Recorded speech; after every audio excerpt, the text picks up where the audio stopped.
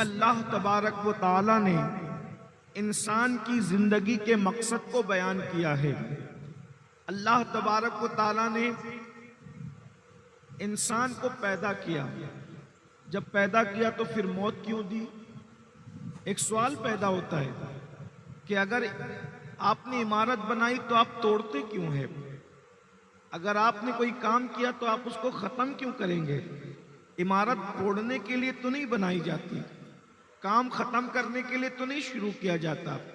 لیکن اللہ تبارک و تعالیٰ نے زندگی بھی پیدا کی اور موت بھی پیدا کی، اور اللہ تبارک و تعالیٰ نے موت سے پہلے اللہ نے زندگی سے پہلے موت کا تذکرہ کیا اور ارشاد فرمایا الذی خلق الموت والحیات لیبلوکم ایکم احسن عملا، کہ ہم نے موت اور زندگی کو پیدا کر کے انسان کا امتحان لیا ہے، انسان کو آزمایا ہے، انسان کو جانچنے کے لیے ہم نے موت اور زندگی پیدا کیا۔ کیوں؟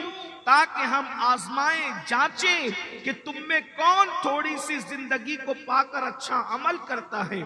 اس دنیا کے اندر اچھے عمل کے لیے آئے ہو، اس دنیا کے اندر غیبت کے لیے نہیں آئے، اس دنیا میں چغلی کے لیے نہیں آئے، اس دنیا میں فساد پھیلانے کے لیے نہیں آئے، اس دنیا میں جو ہے وہ گناہ کرنے کے لیے نہیں آئے، اس دنیا میں عیاشی کرنے کے لیے نہیں آئے، اس دنیا میں کسی کو تکلیف پہنچانے نہیں آئے۔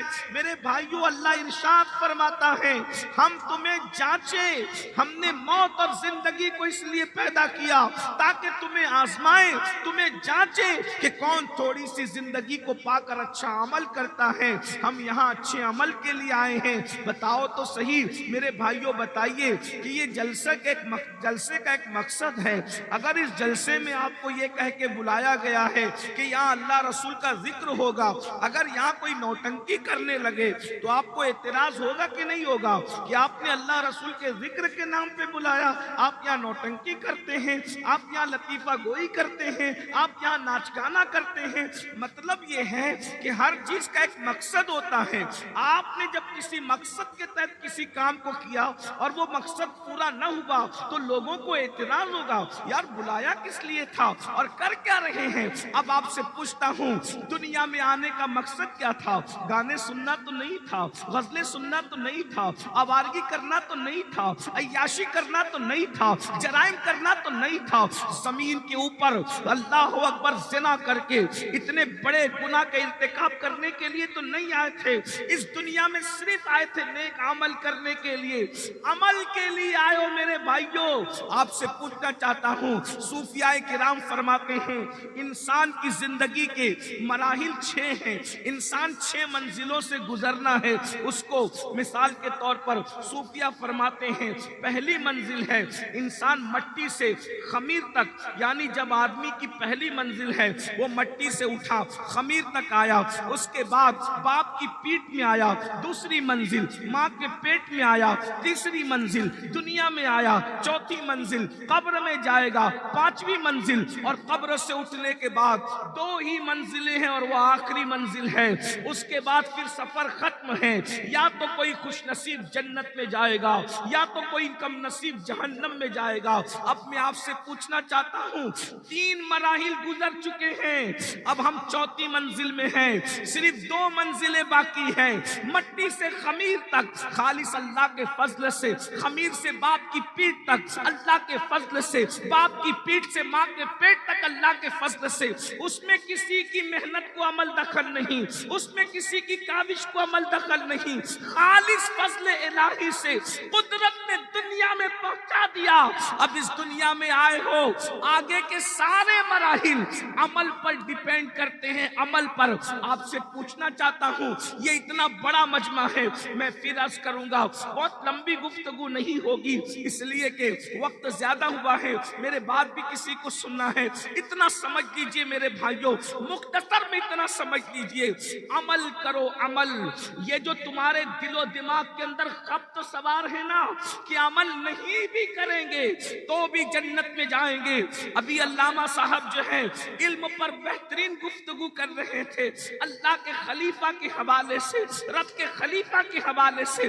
آپ مجھے بتائیں، اللہ اکبر، حضرت آدم کو کتنے اہتمام سے پیدا کیا، توجہ کرنا میرے بھائیوں، کتنے اہتمام سے پیدا کیا۔ اللہ اکبر، کائنات بنائی کن کہہ کر، زمین بنائی کن کہہ کر، آسمان بنایا کن کہہ کر، چاند بنایا کن کہہ کر، ستارے بنائے کن کہہ کر، سیارے بنائے کن کہہ کر، شفق کا جمال کن کہہ کر، افق کی سرخی کن کہہ کر، دریا کی روانی کن کہہ کر، سمندر کی طغیانی کن کہہ کر، سریا کی انجمن سجائی کن کہہ کر، سب کچھ بنایا کن کہہ کر۔ لیکن اللہ اکبر، جو انسان چند فٹ کا ہے، اپنے خلیفہ کو کن کہہ کے نہیں بنایا، کن کہہ کے بنا سکتا تھا مگر کن کہہ کے نہیں بنایا۔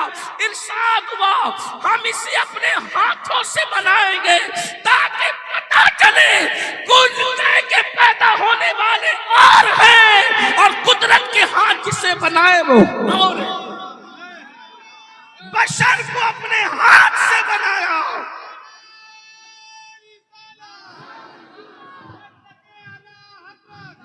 بشر کو اپنے ہاتھ سے بنایا، بشر کو اپنے ہاتھ سے بنایا۔ اللہ اکبر، اس سے پتہ چلا کہ شان بشریت کیا ہے۔ لوگ بشر بشر کہہ کر آخر کیوں گمراہی کا شکار ہیں؟ لوگوں نے محبوبان خدا کو لباس بشریت میں دیکھ کر گمراہی کا شکار ہو گئے، لیکن اہل سنت نے جب خدا کے محبوبوں کو لباس بشریت میں دیکھا تو پتہ چلا کہ بشریت کا لباس کتنا قیمتی ہے۔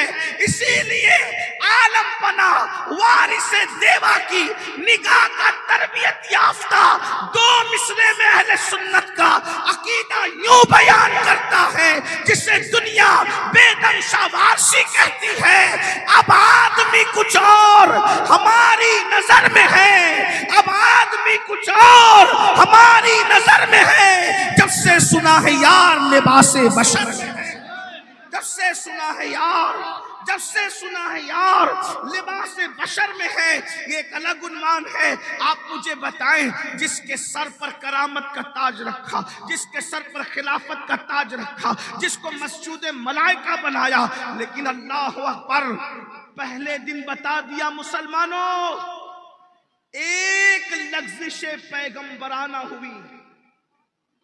میں تو خطا بھی نہیں کہہ رہا ہوں، میں تو گناہ بھی نہیں کہہ رہا ہوں، لیکن سمجھنے والے سمجھ لیں، سننے والے سن لیں۔ حضرت آدم سے ایک لغزش پیغمبرانہ ہوئی اور حضرت آدم کے کپڑے بھی واپس لے لیے۔ توجہ تو فرمائے، بہت غور کرنے کی بات ہے۔ شراب پی کر جنتی بننے کا خواب دیکھنے والوں، جوا کے اڈوں کو آباد کر کے جنتی بننے کا خواب دیکھنے والوں، ماں باپ کا دل دکھا دکھا کر کے جنتی بننے کا خواب دیکھنے والوں، تمہیں احساس نہیں ہے کیا کر رہے ہو؟ زندگی کس طریقے سے گزار رہے ہو؟ کس بلا کی میں سے سرشار ہو گئے ہو؟ میرے امام کہتے ہیں کس بلا کی میں سے ہے سرشار ہم، دن ڈھلا ہوتے نہیں ہوشیار ہم، اپنی ستاری کا یا رب واسطہ ہو نہ رسوا برسرے بازار ہم، پاٹ وہ کچھ دھاریے کچھ زار ہم، یا الہی کیوں کر اترے پار ہم۔ اللہ اکبر، سننا چاہتے ہیں سب لوگ بہت اچھے سے سن رہے، تھوڑی دیر غور سے سن لیں۔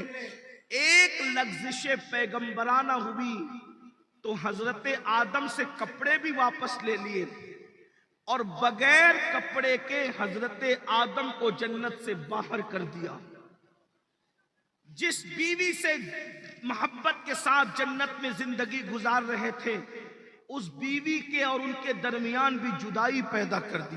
تھوڑا غور کرنا، ابن عباس سے لے کر صاحب نعیمی تک، بلکہ اور بڑھا لے تو ضیاء القرآن تک، بتائیں کیا ہر مفسر نے یہ بات نہیں کہی کہ ایک لغزش پیغمبرانہ ہوئی تو اتنا معزز انسان جس کے آگے سارے فرشتوں کو جھکا دیا، جس کے آگے سارے فرشتوں کے سر خم کروا دیے، جس کے سر پہ تاج خلافت رکھا، جس کے بارے میں بات کرنے والوں کو کہا انی عالم و مالا تعلمون، جو میں جانتا ہوں وہ تم نہیں جانتے، آپ مجھے بتائیں تو صحیح ایک لغزش پیغمبرانہ پر حضرت آدم کو جنت سے باہر کر کے زمین پہ اتارا، کپڑے واپس لیے، بیوی کے ان کے درمیان جدائی پیدا کر دی۔ اب تم سے پوچھتا ہوں کیا تم آدم سے زیادہ محبوب ہو اللہ کے؟ کیا تمہارے اندر سرخاب کے پر لگے ہوئے ہو؟ کیا مقام ہے؟ ارے تم آدمی ہو، وہ آدم تھے۔ آدم اور آدمی کا فرق کتنا ہے؟ جس طریقے سے سمندر اور قطرہ برابر نہیں ہو سکتے، ویسے آدم اور آدمی برابر نہیں ہو سکتے، لیکن آدم سے توجہ کریں، غور کریں، ذرا دھیان دیں، محمود نگر والوں ذرا توجہ فرمائیں، اللہ اکبر، کہ آدم سے لغزش پیغمبرانہ ہوتی ہے تو ان کو جنت سے باہر کر دیا جاتا ہے کپڑے واپس لے کر، اور آدمی کروڑوں جرائم کر کے سوچ رہا ہے کہ میں بے حساب جنت میں چلا جاؤں۔ آپ سے پوچھتا ہوں، آپ مجھے بتائیں کس دنیا میں رہ رہے ہو؟ اپنے آپ کو دھوکہ دے رہے ہو؟ اللہ نے عمل کے لیے بھیجا ہے، آگے کی ساری زندگی ڈیپینڈ کرتی ہے عمل پر۔ ایمان